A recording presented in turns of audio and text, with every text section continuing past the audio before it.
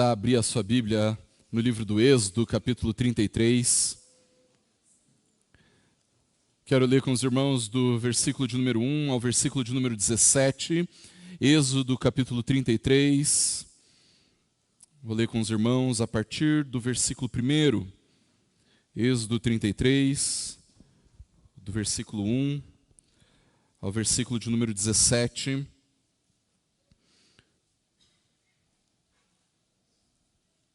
Êxodo 33, de 1 a 17, a palavra do Senhor nos diz assim: O Senhor disse a Moisés: Suba deste lugar, você e o povo que você tirou da terra do Egito, e vá para a terra a respeito da qual jurei a Abraão, a Isaque e a Jacó, dizendo: Eu a darei à sua descendência.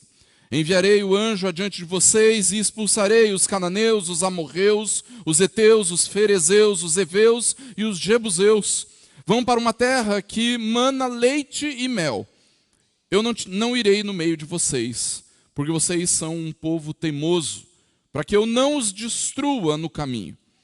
Quando o povo ouviu estas más notícias, pôs-se a prantear, e nenhum deles usou as suas joias, porque o Senhor tinha dito a Moisés: Diga aos filhos de Israel, vocês são um povo teimoso. Se eu fosse com vocês, ainda que por um momento, eu os destruiria. Portanto, tirem as suas joias para que eu saiba o que hei de fazer com vocês.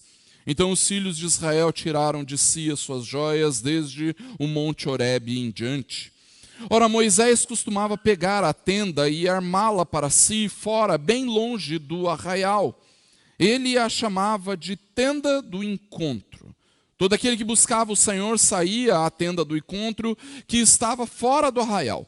Quando Moisés saía para a tenda fora, todo o povo se erguia, cada um em pé à porta da sua tenda, e seguiam-no com os olhos até ele entrar na tenda. Quando Moisés entrava na tenda, descia a coluna de nuvem e punha-se à porta da tenda, e o Senhor falava com Moisés. Todo o povo via a coluna de nuvem que se detinha à porta da tenda. Todo o povo se levantava, e cada um, à porta da sua tenda, adorava o Senhor. O Senhor falava com Moisés face a face, como quem fala com o seu amigo. Depois Moisés voltava para o arraial. Porém o moço Josué, seu auxiliar, filho de Num, não se afastava da tenda. Versículo 12. Moisés disse ao Senhor: Eis que me dizes para conduzir este povo, mas não me disseste quem enviarás comigo. Disseste: eu conheço você pelo nome, você alcançou favor diante de mim. Agora, se alcancei favor diante de ti, peço que me faça saber neste momento o teu caminho, para que eu te conheça e obtenha favor diante de ti. E lembra-te que esta nação é teu povo. Deus respondeu: a minha presença irá com você, e eu lhe darei descanso. Então Moisés disse: se a tua presença não for comigo, não nos faça sair deste lugar. Pois como se poderá saber que alcançamos favor diante de ti, eu e o teu povo? Será que não é o fato de andares conosco, de maneira que somos separados, eu e o teu povo, de todos os povos da terra? Versículo 17. O Senhor disse a Moisés: farei também isto que você falou, porque você alcançou o favor diante de mim, e eu o conheço pelo nome. Vamos orar mais uma vez? Feche seus olhos, abaixe sua cabeça. Quero orar com você. Senhor Deus, nós estamos diante da Tua palavra e nós pedimos, ó Deus, o Teu socorro, o Teu auxílio, para que nós possamos compreendê-la, para que nós possamos crer nela e para que nós possamos ser transformados pela operação do Teu Espírito nas nossas vidas, através da pregação da palavra. Opera, Deus, com graça sobre as nossas vidas e que em todo o tempo, Deus, nós possamos perceber a Tua presença entre nós, presença santa, presença justa, presença amável, doce, presença gloriosa. Opera em nós, é o que nós te pedimos em nome e para a glória do Senhor Jesus. Amém. Queridos, no início deste ano, nós ouvimos falar de um grande avivamento na cidade de Wilmore, nos Estados Unidos, onde uma quantidade enorme de pessoas se reuniu na Universidade de Asbury e permaneceram em adoração contínua ao Senhor por mais de 15 dias. Este mover especial da presença de Deus começou despretensiosamente quando os alunos da universidade se reuniram lá no seu culto semanal. E então, após a pregação da palavra, todos eles foram inundados por um senso glorioso da presença extraordinária de Deus. Nos dias que se passaram, então, pessoas do mundo inteiro foram para aquela pequena cidade no interior dos Estados Unidos para ver o que estava acontecendo. E a maior parte dos cristãos que passavam por lá, que estiveram lá, mesmo entre os teólogos mais conservadores, testificavam que o que estava acontecendo ali era algo realmente especial, extraordinário, diferente. Eu lembro que na ocasião, então, eu vi muitos questionarem nas redes sociais: será que isso é um avivamento mesmo? E a resposta que eu mais ouvi foi: vamos ver depois. Vamos ver os frutos disso que está acontecendo. Durante muitos anos, queridos, eu olhava para os relatos de avivamento ao longo da história da igreja, relatos semelhantes a este que aconteceram em Asbury, e movido pela inveja, queridos, eu me perguntava: qual que é o fruto disso tudo? O que aconteceu depois desse avivamento? No entanto, você já parou para pensar na possibilidade do fruto de um avivamento ser o próprio avivamento? Será que precisa ter alguma coisa mais do que o próprio avivamento? Em outras palavras, queridos, será que a presença extraordinária de Deus não é em si o próprio fruto do avivamento? Quando eu olho para o que o nosso catecismo diz a respeito do fim principal do homem, queridos, eu tenho convicção de que o fruto de um avivamento é Deus sendo glorificado e os crentes se deleitando na presença do Senhor. O que eu estou querendo dizer, queridos, é que todas as vezes em que a presença de Deus é magnificada, é valorizada, onde os crentes exultam em Deus, queridos, então nós não precisamos de nenhum outro fruto. Deus está sendo adorado e os seres humanos encontram ali um motivo da sua existência, deleitar-se em Deus, na sua presença extraordinária. Acontece, queridos, que todos nós sabemos como é o nosso coração, não é verdade? Nós somos pecadores. E por causa disso, nós acabamos edificando altares aos ídolos do nosso coração. E a crise que nós vivemos por causa disso é gigantesca, irmãos. Afinal, como é que nós poderíamos ou podemos desfrutar da presença extraordinária de Deus? Volta e meia, nós corremos atrás dos nossos ídolos.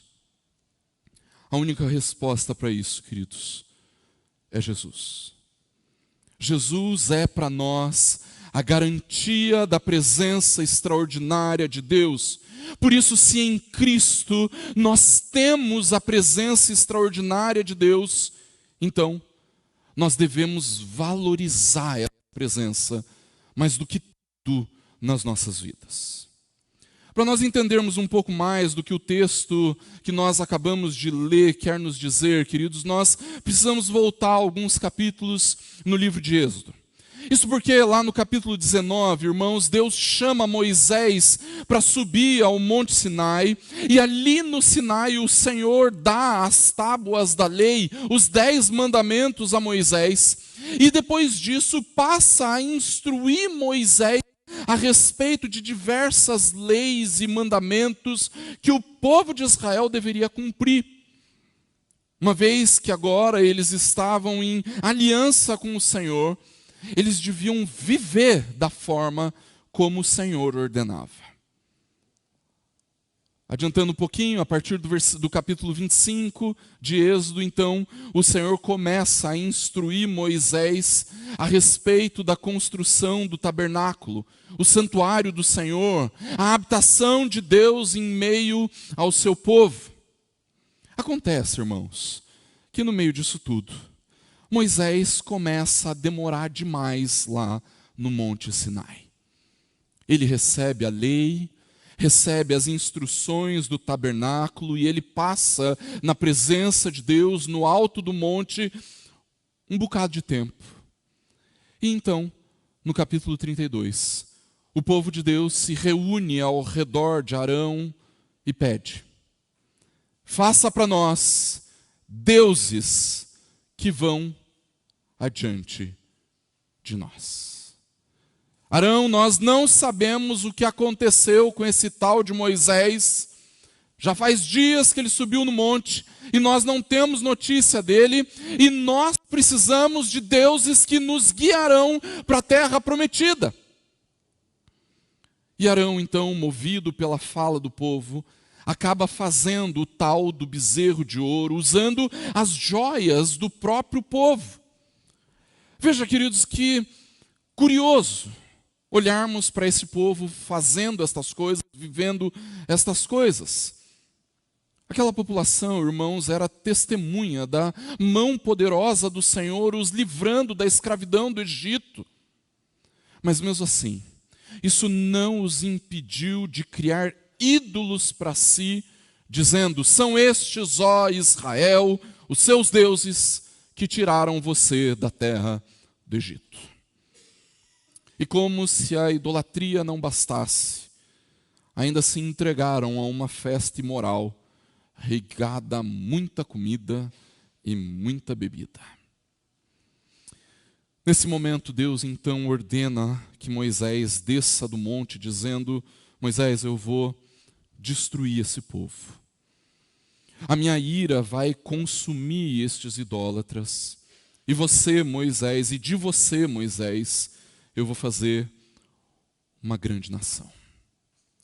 É nesse momento, então, queridos, que Moisés intercede pelo povo, clamando pela paciência de Deus, mas ao mesmo tempo realizando a justiça de Deus, ordenando que cerca de 3.000 idólatras fossem eliminados do meio do povo. E então, chega o capítulo 33 que nós lemos. E através desse texto, queridos, nós precisamos aprender a valorizar a presença extraordinária de Deus, mais do que tudo nas nossas vidas. Por isso, em primeiro lugar, queridos, nós precisamos entender que a mera possibilidade de ficarmos privados da presença extraordinária de Deus precisa nos levar à contrição e ao arrependimento. Ou seja, só de pensar na possibilidade de não experimentarmos da presença de Deus por causa do nosso pecado, já deveria nos levar ao arrependimento. Nos primeiros versículos do texto em que nós lemos, a Bíblia nos conta, queridos, que o Senhor vai cumprir a sua promessa sim. Apesar da idolatria e do caráter obstinado, da teimosia do seu povo, Ele vai fazer com que aquele povo chegue à terra prometida. Ele vai enviar um anjo para conduzi-los à terra que mana leite e mel. O Senhor vai cumprir a sua promessa. Acontece, queridos, que por causa do pecado e da idolatria, Deus diz: eu não vou com vocês. Deus chegou a fazer o check-in, mas cancelou a viagem. E não pense que Deus faz isso, queridos, porque Deus é assim meio afetadinho, sabe como? Não pense que Deus faz isso porque Ele tem problemas para controlar o seu temperamento. Não é isso. Deus diz claramente que o motivo para não estar em meio ao seu povo é a sua graça. Ele diz que o povo seria consumido por causa da sua justiça e santidade. Veja, irmãos, que Deus manifesta a sua ira ao dizer que aquele povo havia sido liberto por Moisés. No versículo 1, quando ele conversa, ele fala com Moisés, ele fala assim: é o povo que você tirou da terra do Egito, Moisés. Até aqui, o Senhor falava sobre o povo, dizendo assim: eu tirei vocês da terra do Egito, da casa da servidão, eu tirei vocês, mas por causa da idolatria, e porque o povo havia dito para o bezerro de ouro: estes são, ó Israel, os deuses que tiraram vocês do Egito. Agora então o Senhor diz que o povo foi tirado do Egito por Moisés. No entanto, por causa da fidelidade do Senhor à aliança, Deus continua prometendo que eles herdariam a terra que mana leite e mel. Mas isso sem a sua presença. Seria um anjo que os guiaria. Ou seja, Deus promete que as bênçãos seriam mantidas, mas que Ele não daria da sua presença. Ele não estaria em um relacionamento próximo, íntimo, com aquele povo teimoso e idólatra. Acontece, queridos, que a partir do versículo 4, nós começamos a perceber que talvez nem tudo esteja perdido. Ao saber que a presença do Senhor não estaria entre eles, então o povo de Deus manifesta toda a sua e arrependimento. O ato de retirar as argolas e as joias de ouro, queridos, demonstrava não apenas a sua contrição, mas era uma forma visível deles dizerem que eles estavam renunciando à idolatria praticada. Eles não queriam a presença de um anjo, eles queriam a presença de Deus em meio ao seu povo, o Deus libertador, redentor, Senhor e guia todo-poderoso. Um anjo não bastava, eles queriam o próprio Deus. Entenda, irmãos, todos nós estamos sujeitos à idolatria, assim como o povo de Deus. Nós não somos diferentes deste povo teimoso, obstinado, e por causa disso, queridos, nós precisamos entender que em alguns momentos, Deus retira de nós, sim, a sua presença extraordinária. Com isso eu não estou dizendo que nós perdemos a salvação, ou então que o Espírito deixou de habitar em nós. Não é isso que eu estou falando. Essas coisas não acontecem, não são possíveis que essas coisas aconteçam, porque a palavra do Senhor nos garante que Ele nunca nos abandona, Ele está sempre conosco. Nós lemos durante a liturgia: Ele é o Emanuel, o Deus conosco. Ele nunca nos abandona. Mas você já reparou que às vezes, por causa do nosso desânimo, por causa da nossa idolatria, por causa da nossa teimosia e do nosso pecado, a presença de Deus às vezes se torna menos perceptível? Você já reparou que existem momentos na nossa vida que parece que Deus está em silêncio? Você ora e não percebe a presença de Deus. Você lê a palavra e Deus não fala com você. Você vem na igreja e você não tem nem aquela percepção santa da presença de Deus.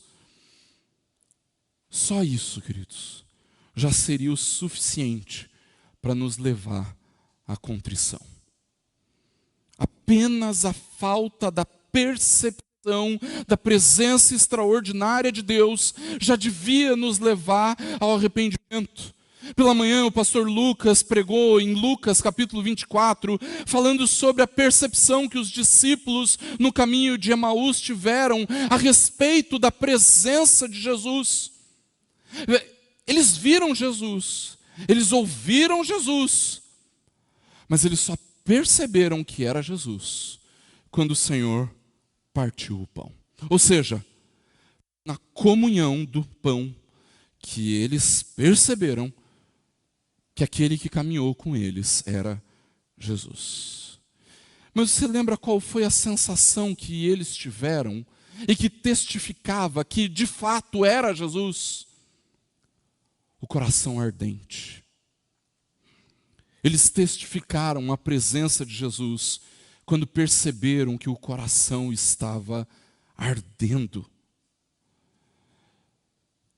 Irmãos, se a presença de Deus não tem feito o nosso coração arder, então sim, nós devemos nos arrepender. Nós devemos manifestar um coração contrito. Mas isso não é tudo, queridos. Porque em segundo lugar, a presença extraordinária de Deus é uma demonstração da sua bondosa graça, apesar do nosso pecado. Dos versículos 7 a 11 do texto que nós lemos, queridos, o texto nos conta aqui a respeito de uma tal tenda do encontro, uma tenda que Moisés armava longe, fora do arraial. Muitas pessoas confundem essa tenda com aquilo que viria a ser o tabernáculo, mas é importante você perceber que não se tratam da mesma coisa. Quando o Senhor instrui Moisés a respeito da construção do tabernáculo, a partir do capítulo 25 de Êxodo, ainda quando Moisés estava no Monte Sinai, queridos, Deus diz claramente que essa grande tenda, o tabernáculo, deveria estar literalmente no meio do povo de Israel. A tenda do encontro, no entanto, é construída fora, bem longe do arraial, o versículo 7 nos mostra. Veja, irmãos, a tenda do encontro é o atestado da falência espiritual do povo de Deus. O Senhor havia planejado estar em meio ao seu povo no tabernáculo, mas por causa da idolatria, por causa da teimosia, o Senhor passou a se manifestar a Moisés fora do arraial, longe do povo de Deus. Mas isso não é tudo. Nós lemos nesse texto, queridos, a relação de proximidade e intimidade que o tabernáculo deveria demonstrar. E que essa relação de proximidade e intimidade já não era mais possível pela tenda do encontro, porque as pessoas só podiam buscar o Senhor através de Moisés. Elas não poderiam entrar por elas mesmas na tenda do encontro, só Moisés provava disso. Acontece, queridos, que ainda assim essa tenda do encontro era uma demonstração da graça e misericórdia de Deus. Ali na tenda do encontro, o Senhor continuava a instruir, a se revelar a Moisés face a face, como falaria com um amigo. E todo o povo sabia que Deus estava ali, apesar do pecado, apesar da idolatria.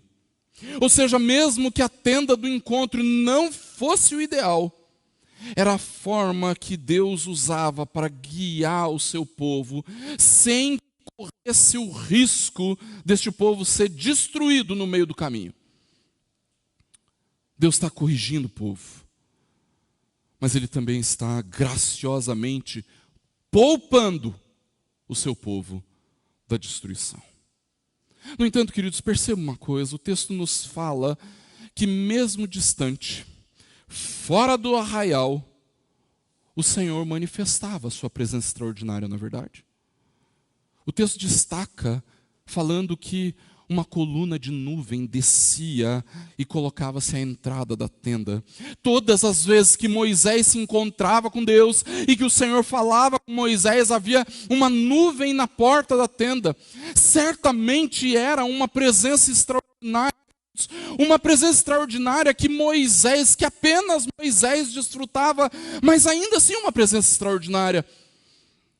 E isso demonstrava que, mesmo com o pecado, mesmo com a idolatria, o Senhor não estava abandonando o seu povo.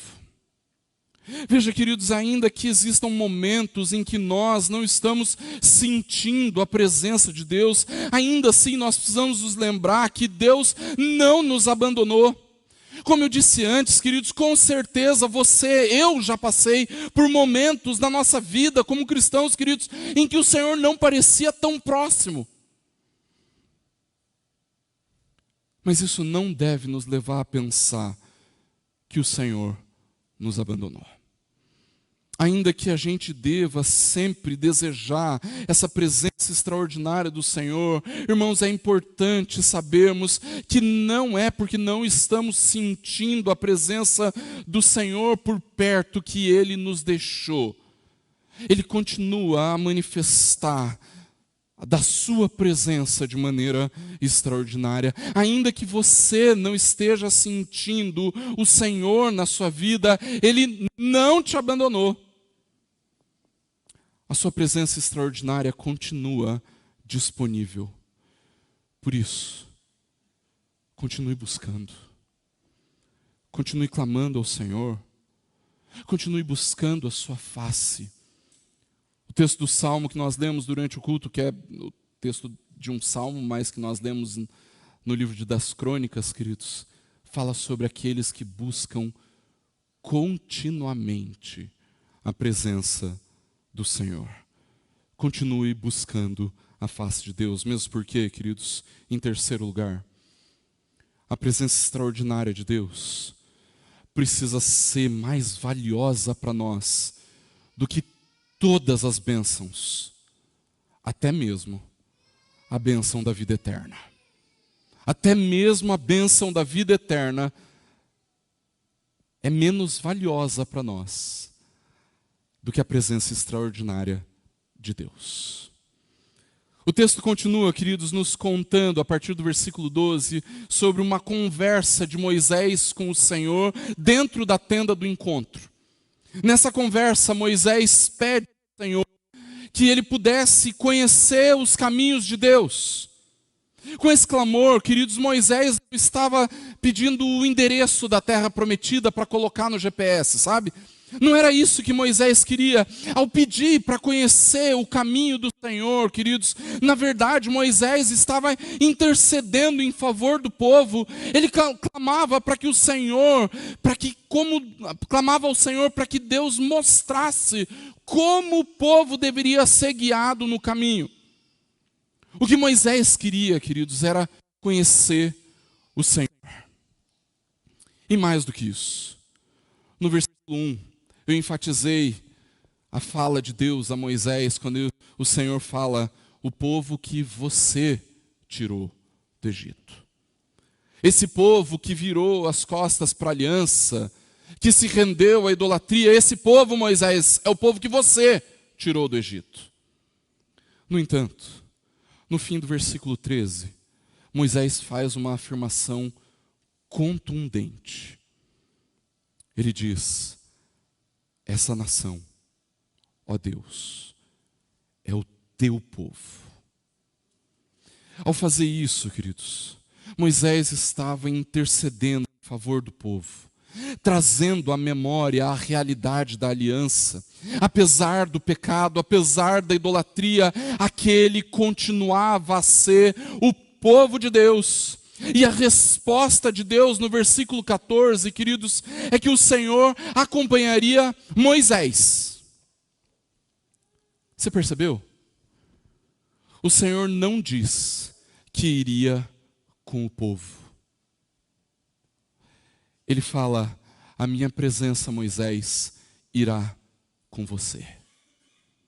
Deus não estava prometendo a presença junto com o povo, mas Ele promete que Ele estaria com Moisés. No entanto, queridos, é curioso que no versículo 15, Moisés insiste em dizer ao que parece a mesma coisa. Ele fala, se a tua presença não for comigo, não nos faça sair desse lugar. Por um momento, queridos, parece que Moisés não entende aquilo que Deus falou, não é verdade? Afinal, Moisés, Deus já falou que vai com você. Por que você está insistindo com isso? Infelizmente, queridos, nós temos um probleminha de tradução na nossa versão. Isso porque no original hebraico, queridos, a insistência de Moisés não é a respeito da presença de Deus comigo, mas ele diz, se a tua presença não for conosco. Outras versões em português vão trazer o texto no plural. O Senhor disse que acompanharia Moisés. Ele não disse que estaria com o povo, mas somente com Moisés. E Moisés não estava satisfeito com isso, queridos. Ele queria que todo o povo desfrutasse da presença extraordinária do Senhor. Mas perceba, queridos, que isso nos mostra algo preciosíssimo para nós. Porque lá nos versículos 2 e 3 do texto de Êxodo, capítulo 33, que nós já lemos, Deus havia prometido que o povo entraria sim na terra que mana leite e mel. Deus tinha prometido a terra prometida, vocês vão até lá, vocês vão chegar lá, mas o Senhor não estaria com eles. O que Moisés está dizendo para Deus, queridos, é que o povo preferia ficar nos lugares ermos, no deserto, permanecer naquele lugar e não chegar na terra prometida, do que ser privado da presença extraordinária de Deus. Moisés manifesta a realidade de que o povo do Senhor se recusa a ter as bênçãos da terra que mana leite e mel, sem ter a presença do Senhor. O povo não estava satisfeito em chegar na terra prometida, eles não queriam ser guiados por um anjo, eles queriam a própria presença do Senhor entre eles, não distante, não fora do arraial, mas ali, caminhando com eles, caminhando entre eles. Perceba, irmãos, o povo se recusava a ir para a terra prometida sem a presença de Deus. E a pergunta que nós precisamos fazer ao nosso coração nesse momento é: qual é o valor da nossa terra prometida? Em outras palavras, queridos, por que você quer ir para o céu? O que tem no céu que nós valorizamos tanto a respeito da morada eterna? São as ruas de ouro, as pedras preciosas. Se nós fôssemos de outra religião, eu diria assim: que tem no céu que nós valorizamos tanto a respeito dessa morada eterna? Será que o grande valor do céu, irmãos, é tão somente a possibilidade de escaparmos das agonias do inferno? Certamente não.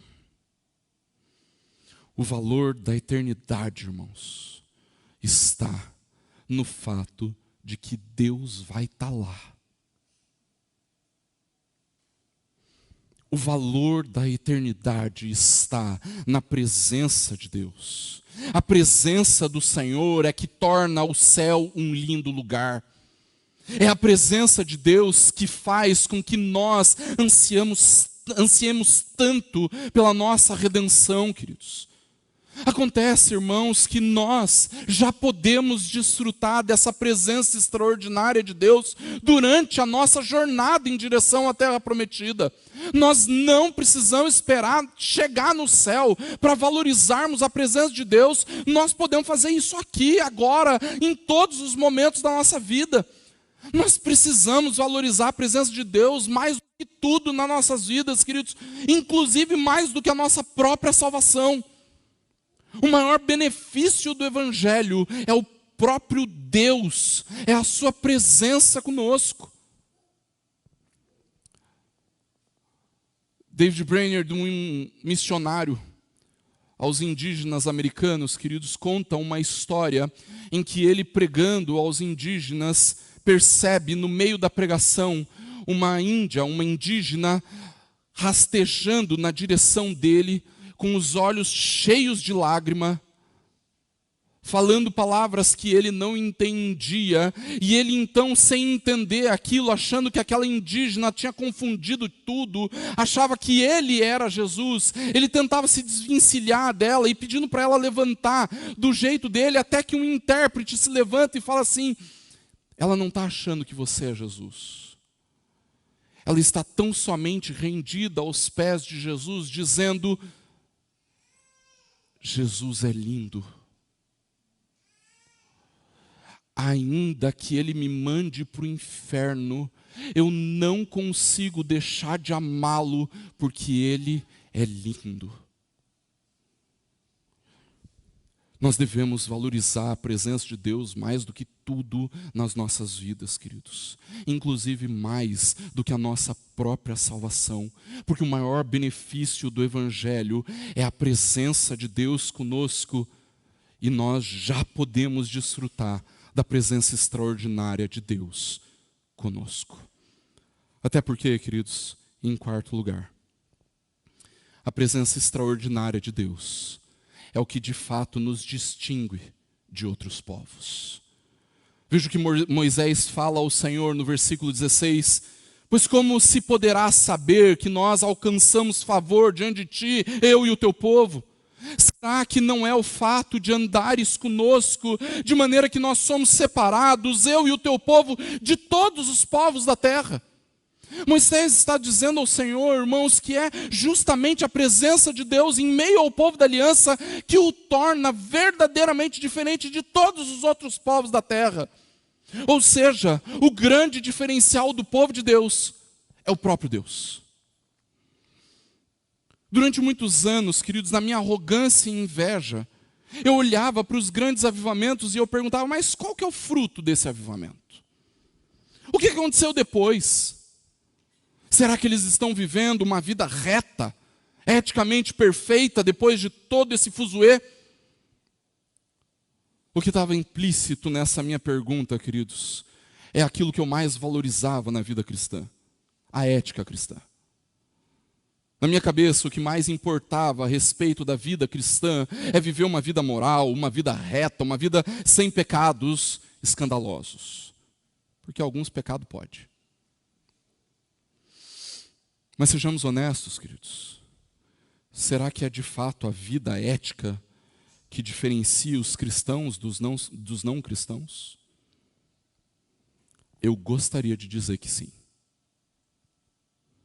Eu gostaria de dizer aos irmãos que nós vivemos uma vida moral mais reta e que nós, como cristãos, somos os mais corretos do que os não cristãos. Mas você concorda comigo quando eu digo que não é isso que nós vemos? Não é verdade? Certamente, você tem colegas de trabalho ou talvez até vizinhos que vivem uma vida ética melhor que a de muitos irmãos, não é verdade? Não é mesmo? É evidente que tais irmãos são sim uma vergonha para a igreja, uma vergonha para o evangelho. Mas isso apenas demonstra que não é a nossa ética elevada que nos diferencia deste mundo, não é verdade? Infelizmente, queridos, também nós não podemos dizer que são as boas obras que nós realizamos, ainda que a Bíblia afirme que o Pai do céu é glorificado quando as nossas obras são reconhecidas. Nós precisamos admitir que muitos ateus realizam obras tão relevantes quanto as nossas, e às vezes até melhores. Nós poderíamos dizer, talvez, então, que o que nos diferencia dos não cristãos é a quantidade de bênçãos materiais que são derramadas sobre as nossas vidas, certo? Que nós somos mais ricos materialmente e mais abastados que os outros povos. Mas será que isso é verdade? A não ser que você esteja escondendo os seus investimentos milionários, nós também não podemos dizer que nós somos materialmente mais abençoados do que os não cristãos, não é verdade? O que de fato nos diferencia dos não cristãos, queridos, é a presença extraordinária de Deus entre nós. É o Senhor operando poderosamente entre nós, transformando vidas, realizando milagres, operando sobrenaturalmente entre nós, nos movendo a preciosas ações de justiça, de misericórdia na sociedade. É a presença extraordinária de Deus falando conosco, nos dando direção, nos encorajando, nos fazendo provar de grandes coisas que de fato nos diferencia dos não cristãos, irmãos.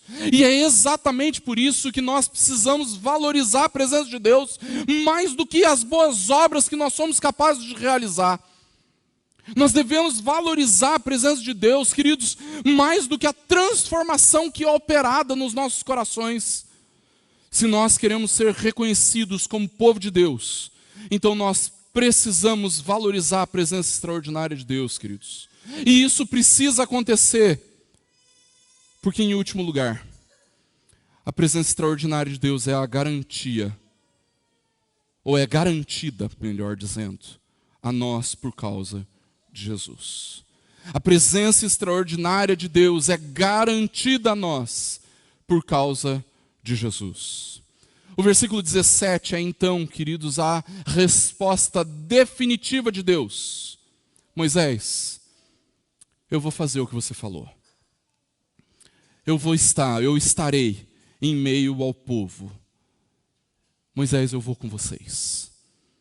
No entanto, irmãos, percebam qual é a motivação do Senhor para estar com o povo no versículo 17. Moisés, isso que você falou, porque você alcançou favor diante de mim. Moisés, eu vou fazer isso que você falou, porque eu o conheço pelo nome. Irmãos, o Senhor olhou para o seu povo, e o que ele viu? O Senhor viu um povo rebelde, o Senhor viu um povo que se entregou à idolatria, o Senhor viu um povo teimoso de dura cerviz, um povo que merecia a condenação, que merecia o abandono. No entanto, o Senhor também olhou para Moisés, aquele que intercedia em favor do povo, aquele que o Senhor havia feito mediador entre Deus e o seu povo. E ainda que o povo não merecesse a presença extraordinária de Deus, por amor a Moisés como mediador, o Senhor então estará em meio ao seu povo. Quem alcança o favor de Deus é Moisés como mediador da aliança, queridos. Ou seja, o Senhor promete a sua presença ao mediador. No entanto, toda a comunidade da aliança é beneficiada por causa disso. Veja, queridos, nós nos encontramos na mesma situação daquele povo. Ainda que a gente fique admirado com o coração obstinado, com a rebeldia, com a idolatria daquele povo, queridos irmãos, nós somos iguaizinhos. Somos tão rebeldes, teimosos e idólatras quanto eles. E assim como Deus prometeu sua presença ao povo no deserto por amor a Moisés, acontece que o Senhor promete a sua presença extraordinária a nós, por causa do nosso mediador, o Senhor Jesus Cristo. O motivo, queridos irmãos, pelo qual nós podemos desfrutar dessa presença extraordinária de Deus entre nós, é porque Jesus é o nosso mediador. Ele alcançou favor diante do Pai. E por causa disso, queridos, todos nós, como povo de Deus, como comunidade da aliança, queridos, todos nós podemos desfrutar dessa gloriosa presença extraordinária. Ele nunca nos abandona, nem nos abandonará, porque nós estamos seguros em Cristo. Mas mais do que isso, irmãos, nós podemos experimentar e podemos celebrar essa presença extraordinária de Deus por causa de Jesus e por causa daquilo que Jesus fez na cruz do Calvário em nosso favor. Concluindo, irmãos, a história do Êxodo continuou depois desse momento. No capítulo 34, o Senhor substitui as tábuas da lei que haviam sido quebradas e, por amor a Moisés, renova a aliança com o seu povo. E então, a partir do capítulo 35, o povo começa a construir o tabernáculo, a habitação de Deus em meio ao seu povo. Deus cumpriu a sua promessa de manifestar a sua presença extraordinária em meio ao seu povo. Na verdade, Deus supriu tudo o que precisava para que aquele povo desfrutasse dessa presença extraordinária.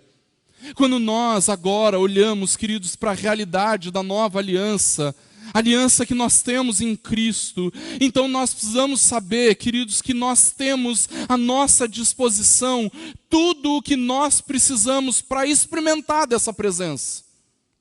Jesus é o mediador supremo, maior que Moisés, e por isso ele provê intercessão de maneira suprema e perfeita diante de Deus. Hoje, queridos, nós não precisamos mais de uma tenda do encontro. Hoje nós não precisamos mais de um tabernáculo. Ao contrário, em Cristo, nós somos a tenda. O Espírito está presente nas nossas vidas. Ele habita em nós. Mas não desfrutar dessa presença extraordinária, queridos, é um tremendo desperdício. É por isso, irmãos, que nós precisamos sim celebrar o Senhor, que age em nós, que age extraordinariamente em nosso meio. É por isso, irmãos, que nós devemos valorizar a presença extraordinária de Deus, mais do que tudo nas nossas vidas. E que vivendo nessa presença extraordinária, o Senhor, o nosso Deus, nos abençoe. Amém. Vamos orar? Deus, em nome de Jesus, Pai, nós te louvamos pela tua bondade, por ter provido a nós tão glorioso, majestoso, perfeito e supremo mediador. Moisés não era suficiente. E por isso o Senhor enviou o seu Filho para nos dar a tua presença. Obrigado, porque o Senhor é o Deus conosco. Obrigado porque o Senhor nunca nos abandona. E mais do que isso, em vários momentos da nossa vida com o Senhor ainda nos faz provar de um deleite supremo na tua presença. O Senhor ainda nos faz regozijar numa presença extraordinária que nós muitas vezes não conseguimos nem explicar como é. Obrigado por isso. Pai, eu clamo para que o tempo todo nós, como povo do Senhor, povo redimido pelo Senhor, salvo da escravidão pelo Senhor, que nós possamos celebrar a presença extraordinária do Senhor em nosso meio. Opera com graça nas nossas vidas. E que durante essa semana, eu clamo a Deus, que aqueles que não têm percebido a presença do Senhor, que o Senhor opere de maneira extraordinária. Deus, eu clamo por aqueles que têm buscado a tua presença extraordinária. Eu clamo, Deus, manifesta-se a nós que tanto clamamos e esperamos pelo Senhor. Opera também na vida daqueles que estão satisfeitos em experimentar de qualquer coisinha com o Senhor. Mas eu clamo, Deus, para que o Senhor dê grandes experiências, extraordinárias experiências na tua presença. Opera com graça, Deus. Renova no nosso coração e na nossa mente a segurança que temos em Jesus. Mas também, Deus, nos faz desfrutar dessa presença extraordinária que Jesus nos dá ao Senhor, ao teu Espírito. Opera nas nossas vidas. É o que nós te pedimos. Em nome e para a glória do Senhor Jesus. Se você puder, fique de pé. Nós vamos impetrar a bênção, entoar o amém tríplice e assim somos despedidos na paz do Senhor. Recebam a bênção. Que a graça maravilhosa do Senhor Jesus Cristo, que o amor constante de Deus, o nosso Pai, e que a presença consoladora, capacitadora, ministradora do Espírito Santo de Deus seja com você, com a sua casa e com todo o povo de Deus espalhado pela face da terra, hoje e para todo sempre. Amém.